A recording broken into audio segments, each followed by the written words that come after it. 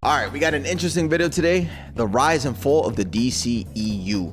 And looking at the thumbnail, bro, we got my GOAT, Henry Cavill. Listen, though, I can kind of give y'all a little summary on why that happened, right? The rise. We had, Henry Cavill, Superman, fire. Wonder Woman, Gal Gadot, I don't know how to say her name, but she was really good on the very first Wonder Woman. Like, that movie for me was a 9 out of 10, 10 out of 10. I'm not gonna lie. And as we saw her more and more, her acting got a little, kind of was going downhill after that. But anyways, right, we talk about the rise, right?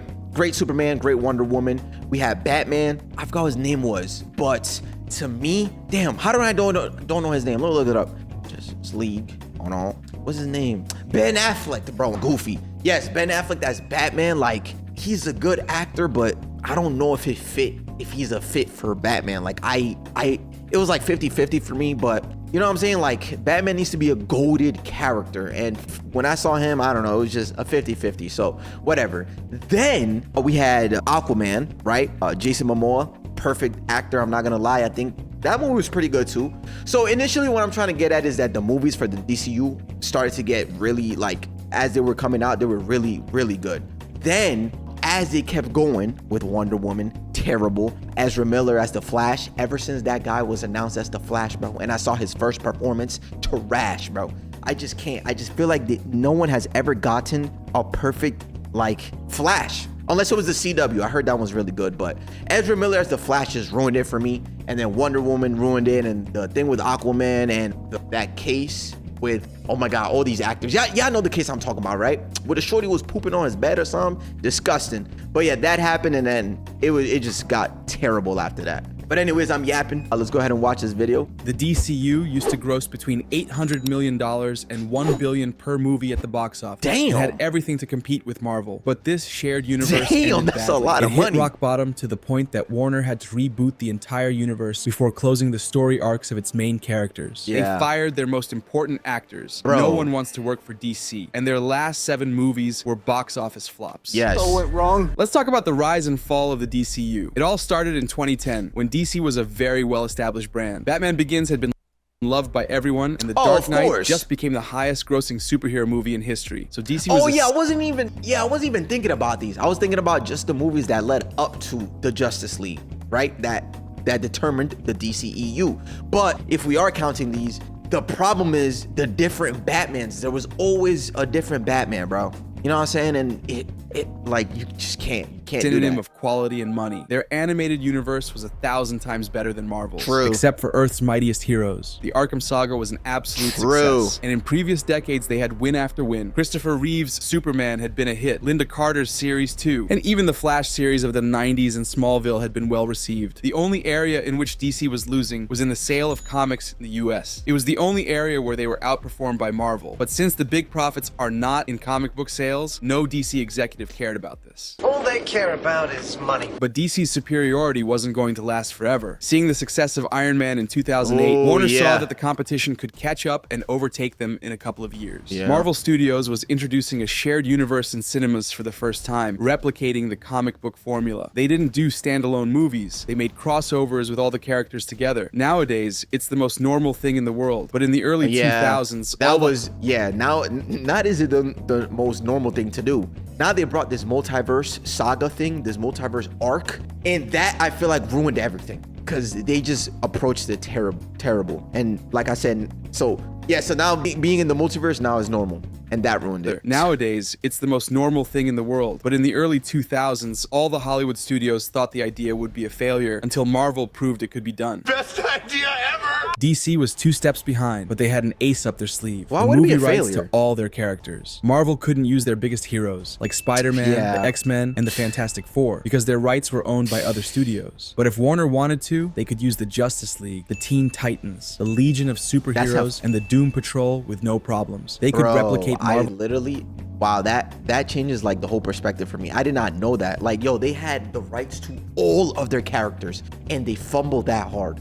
Also, speaking of Warner Bros, I believe they're selling the company. Like, they're selling the IPs as well, I believe. Like, everything they own or something. Yeah, I think they're trying to sell that. So, hey, Marvel acquires that. Bro, what? We get Spider-Man back and the Hulk? other studios. But if Warner wanted to, they could use the Justice League, the Teen Titans, the Legion of Superheroes, and the Doom Patrol with no problems. They could replicate Marvel's success faster than Marvel. Warner tried to convince Christopher Nolan to feature more superheroes in his Batman saga, but the director refused. So they started from scratch with the most important superhero in history, Superman. They chose Zack Snyder as director because he was one of Warner's most trusted men at the time. Snyder had directed Watchmen and 300, two comic book adaptations that had pleased some fans and had been applauded by critics. Snyder knew how to adapt comic book concepts and add his own touch to them. He seemed to be the right guy for DC to maintain its quality brand, but now in a shared universe. I am the chosen one. Man of Steel's production began in 2010, and the film hit theaters in 2013, a year after The Dark Knight. It grossed $668 million, more than any DC film ever, except for The Dark Knight. Not everyone loved it, because some said this wasn't their Superman, or that it was unacceptable for the Man of Steel to kill. But overall, the reception was good. The soundtrack was great, the special effects were spectacular, and it delivered as an origin story. It held up pretty good over the years, and was successful enough that Warner decided to continue with that universe, with Henry Cavill's Superman as the main figure and Zack Snyder in charge of the story. So they greenlit Batman v Superman.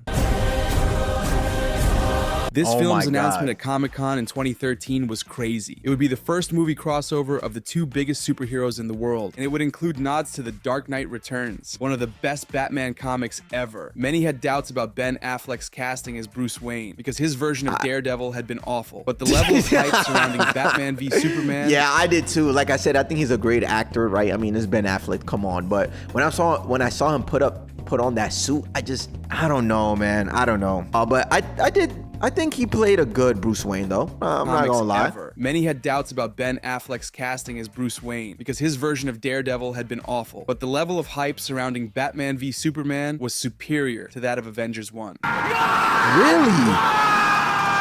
To kill the 3-year wait between the announcement and the release of the film, Warner announced more projects of this shared universe. Suicide Squad, Flash, Wonder Woman, Aquaman, and Justice League. It was all looking good because it would be a short time before we would see the Justice League together in theaters. But then... Batman v Superman quickly became the most controversial superhero movie it because of Lex? History. Some people loved it immediately and said it was the best thing DC had ever made and one of the best superhero movies ever made. Snyder was the second coming. Okay, I don't know about the best superhero movie ever made, but I feel like it is probably one of the best that DC has made, for sure. But yeah, when this movie came out, I think a lot of it had to do with, the doubt in Ben Affleck playing Batman. And then I forgot what the actor's name is, but the one that played Lex Luthor just wasn't like a great fit. It was the best thing DC had ever made, and one of the best superhero movies ever made. Snyder was the second coming of Christ. But another part of the audience hated the movie because of the Martha scene, the characterization of Batman and Superman, the stilted conflict, the depressing tone, how useless Lois Lane is, Superman's premature death, and a Lex Luthor that looked more like the Joker. Martha. This was just the second DCU project, but it wasn't equivalent to Thor 1, which was the second MCU project. DC put their two most important characters together, threw in Wonder Woman, and also introduced the entire Justice League. This was their Avengers one, but people didn't come out loving it like they did with Avengers. It didn't even get the lukewarm reception of Age of Ultron. A portion of the audience left the cinema cursing after seeing Batman v Superman, but at least it did well at the box office. Or did it? Batman v Superman grossed $870 million. It was more than profitable, That's good. But it fell short of the $1 billion that any Avengers films used to gross. That's okay, and fell short of being the biggest crossover in history. To top it off, Marvel released their own Batman v Superman 2 months later, also facing their most important heroes, and they grossed $1.5 billion, and people liked it. No, that's not even fair. Warner panicked. No, that's not fair. That's not fair, bro. Come on. Yo, do you see this roster at this point? This movie right here, they had introduced Superman. Oh my God, that said Superman. Spider-Man and Black Panther. Bow. And the rise of Iron Man, right? All those fire-ass Iron Man movies, boom. Captain America, his movies, boom. Avengers already, because you can see Hawkeye right here, boom. Like, the anticipation and the rise to this movie was way much more than Batman versus Superman. So, you can't compete with this, gang. No way. There's no way. The most important heroes, and they grossed $1.5 billion, and people liked it. Why can't I be like you? Warner panicked. Maybe the problem had been the tone, the director, the script, the expectations, or rushing to compete with Marvel. They could fix that with Justice League. But Suicide Squad was going to be released in August that very same year. The film, bro.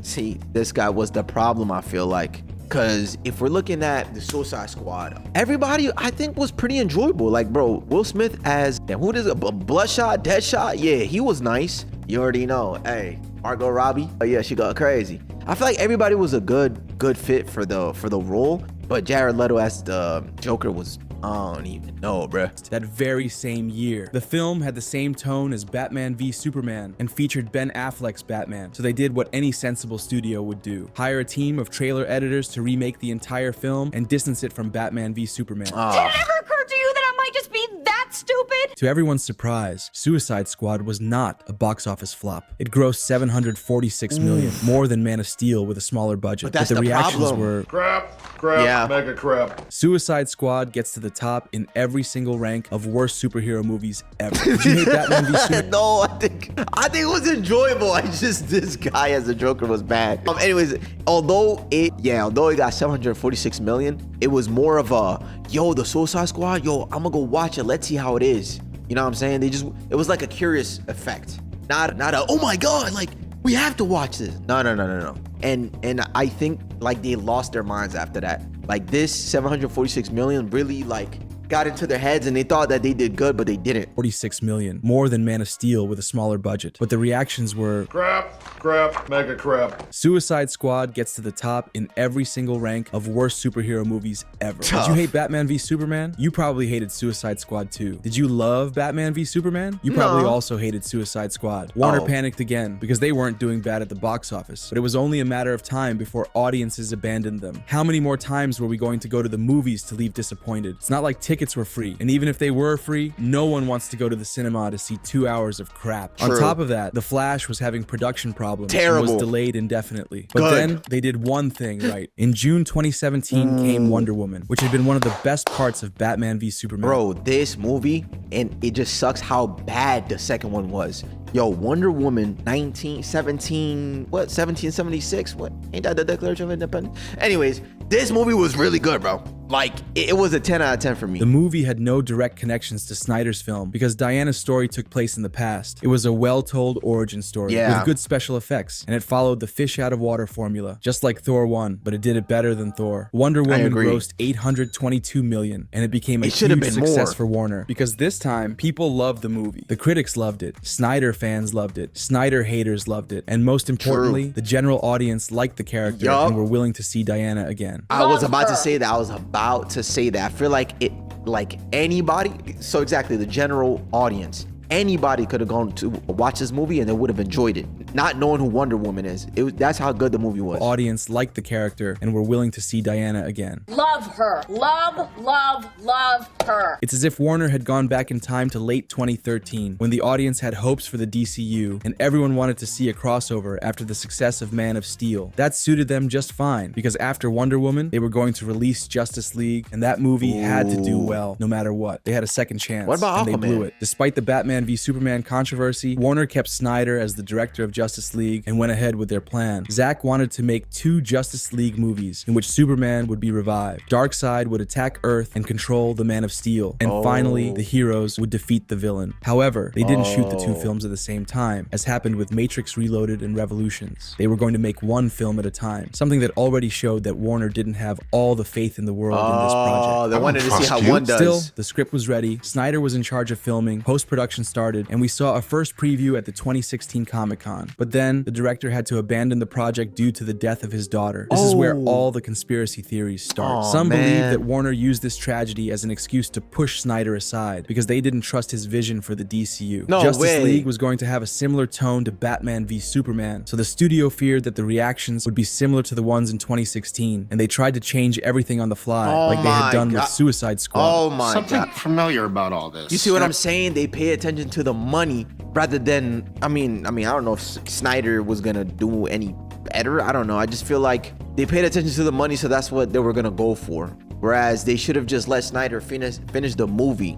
You know what I'm saying? Like, put his sauce into it. Would be similar to the ones in 2016, and they tried to change everything on the fly, like they had done with Suicide Squad. Something familiar about all this. And I'm sure you've noticed something doesn't add up. If Warner didn't trust Snyder after Batman v Superman, why did they hire him again to direct the most important film in the DCU? They could have changed directors before they started working on Justice League and avoid all these problems. There is an explanation for that. In 2016, AT&T, the phone company, bought Warner. This led to a restructuring of the the entire company, mainly in Oh, senior they already positions. bought him? Walter Wait, what? Hamada, who had worked at Warner since the 2000s, gained a ton of power, and good old Walter wasn't very convinced by Snyder's vision of superheroes. He wanted to see brighter characters, something closer to the comics, so it was obvious that he wasn't going to continue with Snyder's plans anytime soon. But I am the chosen one. So There's what no changed? way of knowing if Hamada and company took advantage of the tragedy in Snyder's life to pivot, or if they were going to do it anyway. What we do know is that as soon as Snyder was out of the project, they brought in Joss Whedon, the director of Avengers 1 and 2, and Jeff Johns, one of the most important comic book writers in recent history. They were going to finish the post-production of Justice League, and everybody keeps saying the same thing, that this was a mistake because they shouldn't have replaced Snyder. But what did they want Warner to do? Snyder didn't sprain his ankle. He had just gone through one of the most traumatic situations a person can go through. No one knew if he would ever direct again, and if he did come back, he could be able to do it 5 years later. Warner couldn't hold up production on Justice League indefinitely. They had already released a trailer, announced a release date, booked theaters, and got fans excited. They were going to lose hundreds of millions of dollars if they waited indefinitely. I want my money back. As insensitive as it sounds, it made sense to replace Snyder because this wasn't an independent B-movie project. But that doesn't mean they got it right. Instead of simply finishing post-production, Joss Whedon made reshoots for 2 months. I know The goal it. was to change the tone of the film to make it more family-friendly, and No. also to leave out any promise of No.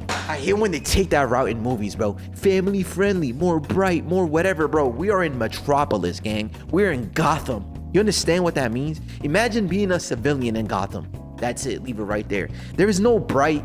There's no family friendly, bro. You're like, oh, that sucks, man. the film to make it more family-friendly, and also to leave out any promise of Justice League Part 2, because Wow. Warner wanted to restructure the entire DCU, and they weren't planning on calling back Zack Snyder to continue his story. This turned out like crap. Joss Whedon told Warner that he needed more time to remake the film the way the studio wanted, but Warner didn't want to change the dates, so the end result was a Frankenstein monster no one liked. It's The shift in always tone didn't work, executives, the bro. reshoots felt out of place, there were several unresolved subplots, the story of the Russian family felt shoehorned in, and the special effects were half finished. The only redeemable thing about this movie was seeing Superman being a hero, something Henry Cavill himself said he really liked. That's my hero. Too bad we also saw him with a CGI-covered mustache. Justice League grossed $657 million, the Wow, it worst did box that office bad. result of the entire DCU up to that point. Wait, Something that's twice as bad. serious. Yo, that's really bad. This is the Justice League. That's every character in one movie. And it did way worse than like the single individual movies. That's tough. Entire DCU up to that point. Something twice as serious because it had also been the most expensive project. Everybody's reactions were horrible, comparable to what happened with Suicide Squad. But in this case, the repercussions would be much worse. This was DC's most important film, and people hadn't liked it one bit. It's as if Avengers 1 had been a failure at the box office and audience reception. The MCU would have died in Phase 1. The following months were terrible because Ray Fisher, who played Cyborg, denounced Joss Whedon for labor abuse. Gal Gadot also complained. Warner fired Fisher. Whedon was canceled on social media. Accusations were shot from all sides. Jeff Johns was caught in the crossfire. There was a power struggle at Warner. Ben Affleck said he wouldn't be Batman again, and it seemed like things couldn't get any worse. The DCU should have been dead in 2017, but DC has more lives than a cat. In 2018, they released Aquaman, which had been filmed in 2017. Oh, Being this a came sequel to after. Justice League, it had everything to be a flop, but Warner had to release it anyway because they already had finished the movie. Surprisingly, it did well. It did well, yeah. Well is an understatement. It did remarkably well. Aquaman grossed $1.1 billion. It became the high.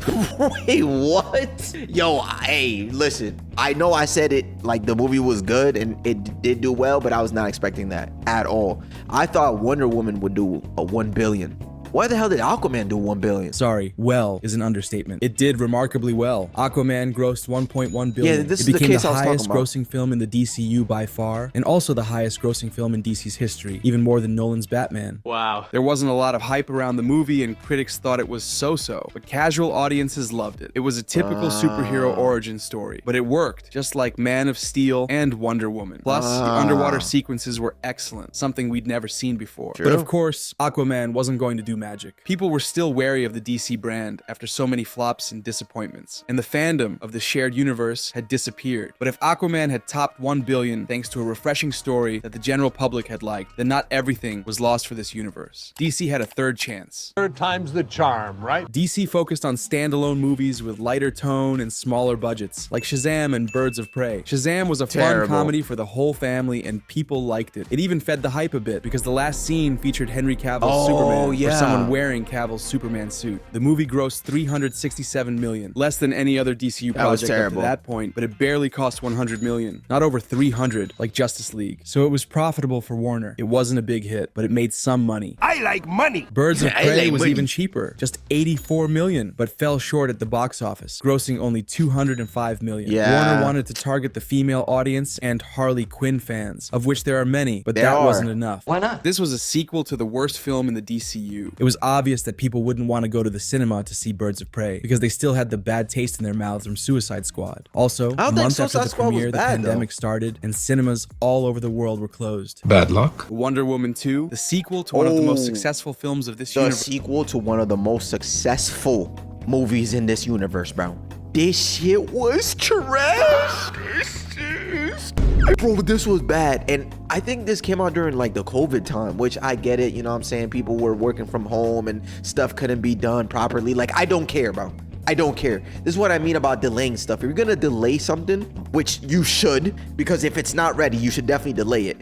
But what I'm trying to get at is they should have delayed it, worked on it, and release it when it's ready. Like, is it not that obvious? Was supposed to hit theaters in June 2020, but the apocalypse complicated things. Yes. With the emergence of streaming as a possible replacement for cinema, Warner made a simultaneous release in December 2020. Wonder Woman 2 hit a few theaters, and the same day it premiered on HBO Max. That explains the pathetic $169 million it grossed. What did they expect? Theaters were closed almost everywhere in the planet. They should have waited a couple months so people could actually go to the cinema to watch the movie. But there was another problem. Reactions were not the same as the first part. Because Wonder Woman 1984 was not as good as the first part. It didn't destroy the character's image, or what little fandom there was, but it didn't help either. It didn't make people fall in love with DC again, and nobody asked for a Wonder Woman 3. Oh, I don't want to see that. And Warner had one more problem. Since Justice League premiered in 2017, a group of Snyder fans made their presence felt on social media with the hashtag Release the Snyder Cut. They wanted to see the director's cut because they felt that Warner had robbed them. No DC executive responded to these requests except... Yo, I didn't even see this, but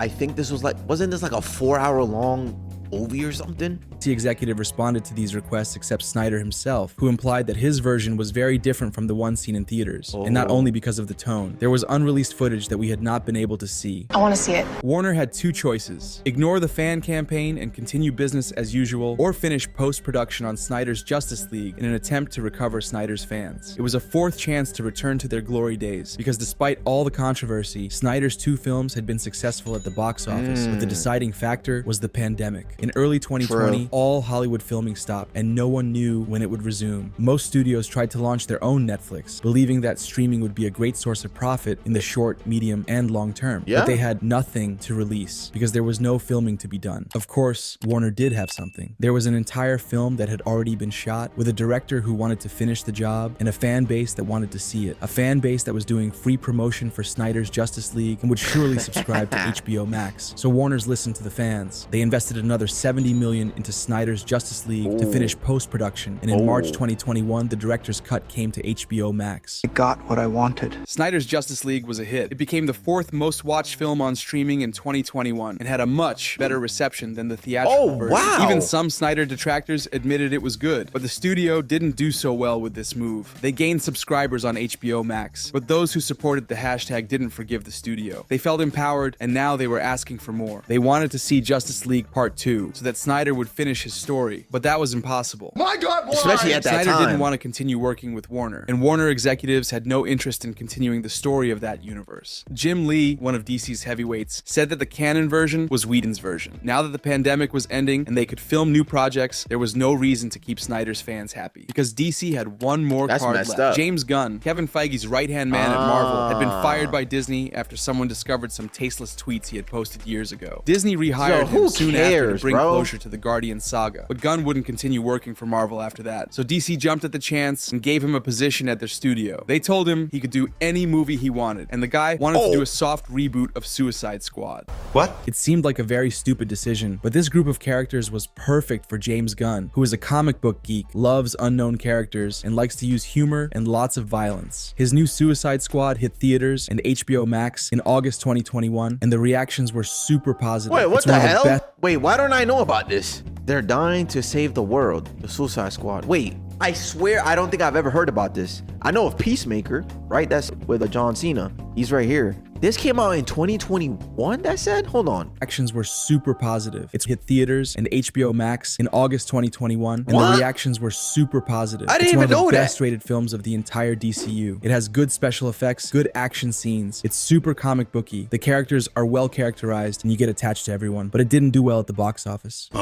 It grossed 168 million, pretty much the But it same was as COVID Wonder Woman era. 1984. We can blame it on the pandemic, the simultaneous release on HBO Max, or that people wanted nothing to do with. I do remember seeing this. Yeah, they went against that like starfish thing. Yeah. Never mind. We good. But I on the remember. pandemic, the simultaneous release on HBO Max, or that people wanted nothing to do with this group after the 2016 disaster. But no matter the reason, it was clear that audiences were letting go of this shared universe. Black Widow also hit theaters during the pandemic. We did and had not need this simultaneous movie. theatrical and Disney Plus release, and grossed 370 Zion. million, double the money the Suicide Squad made. And Black Widow didn't even get very good ratings from people. A But fact. Warner still had faith in James Gunn, so they put him in charge of the first DCU series. Oh, heard this is amazing.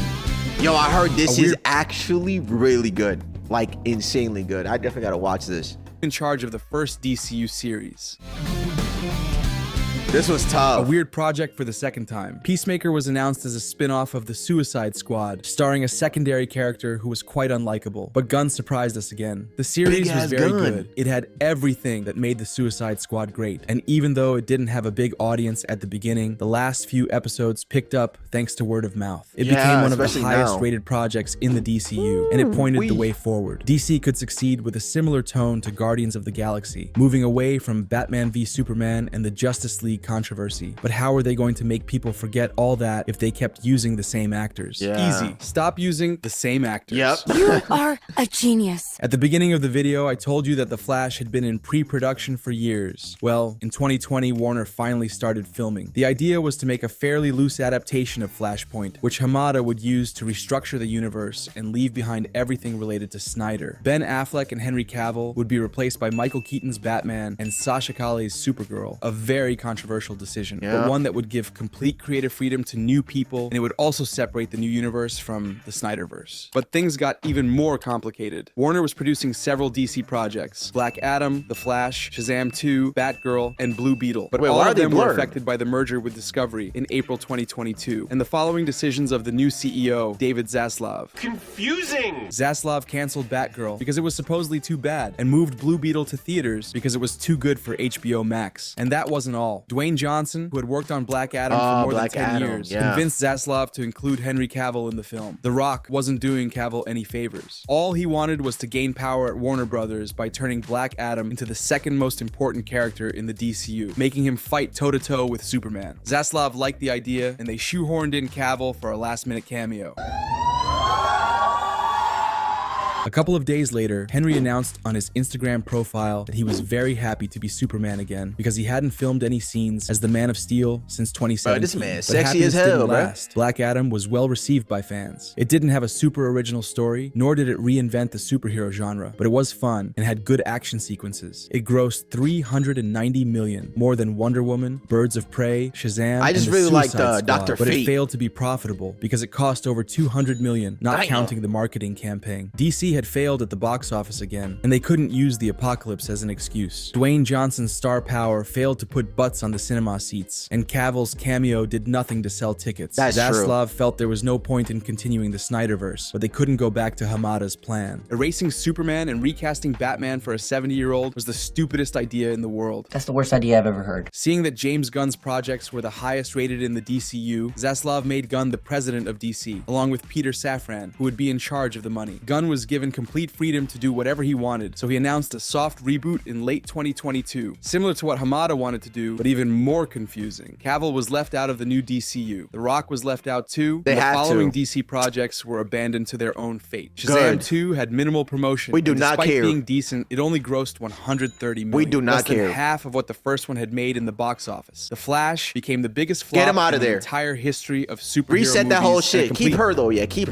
her, but reset that whole shit, bro. Get rid of Ezra, get rid of the Flash, but we gotta go. joke because of the terrible visual effects, and to top it off, that movie didn't even reboot the universe. The last scene is a joke with Clooney's Batman. That is not funny. Blue Beetle, which was released in theaters to make This some was money, this was barely made alright. over 100 million and couldn't be saved by memes. Audiences recognized that it was good, but a large portion of people are no longer willing to spend their money to see a DC project in theaters. Exactly. Why do that after so many disappointments, so Exactly. many changes in direction, in ownership, tone, and actors? We still don't know what is part of the official canon and what isn't, or which actors will be back Just in James reboot Gunn's it. new Reboot the DCEU. whole thing. I'm so confused. The last nail in the coffin was Aquaman 2. The first movie had grossed over 1 billion, but The Lost Kingdom only managed to gross 430 million. Not even Damn. China could save it, and they love Jason Momoa there. The Yeah, problem he's nice. is that no one was interested in watching the last film of a dead universe, even though Aquaman 1 had been well liked. The sequel wasn't bad, but after seeing Avatar 2, the bar was set incredibly high for movies with scenes underwater. The Lost Kingdom has an open ending, suggesting that Aquaman may return in the future, but the post-credit scene is a joke, with Arthur's brother eating a cockroach. I decided to interpret this as an analogy for what we DC fans have been enduring, eating garbage and bad decisions for years. Metaphor. The recent history of DC movies is very sad, but if they Yeah. fell and got back Just up reboot 3 the whole times, thing, bro. they can do it again with the new Superman movie that comes out next year, assuming they don't make the same mistakes as before or the mistakes Marvel is doing right now. This is it's nasty. almost funny that a lot